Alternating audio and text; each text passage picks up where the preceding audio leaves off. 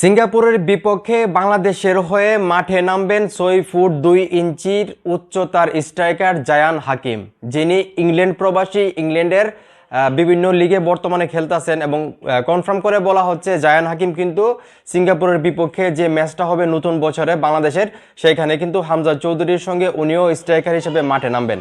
এবং ওনার যে উচ্চতা এবং ওনার যে ফিটনেস, সেই হিসেবে কিন্তু আমরা বলতে পারি উনি কিন্তু ভালো একজন স্ট্রাইকার হতে পারবে বাংলাদেশের জন্য, আমি যেটা মনে করি। তো মোটামুটি আমি যে নিউজটা দেখলাম সেখানে কিন্তু কনফার্ম করে বলা হচ্ছে যে সিঙ্গাপুরের বিপক্ষে জায়ান হাকিম অবশ্যই মাঠে নামবেন এবং আমাদের বাংলাদেশের পোস্টার বয় হামজা চৌধুরীর সঙ্গে একসঙ্গে মাঠে খেলবেন। তো এবার দেখার বিষয় সিঙ্গাপুরের ম্যাচে সত্যি সত্যি জায়ান হাকিম আসলে মাঠে নামে কিনা। এবং উনি কিন্তু ইংল্যান্ড প্রবাসী, ইংল্যান্ডের ক্লাবে কিন্তু উনি খেলেন হামজা চৌধুরীর মতো। তো এখন এই মুহূর্তে যারা আমার এই ভিডিও দেখতেছেন, বিশেষ করে যারা ফুটবলকে ভালোবাসেন, আপনারা চান বাংলাদেশের জাতীয় টিমটা ভালো একটা অবস্থানে যাক।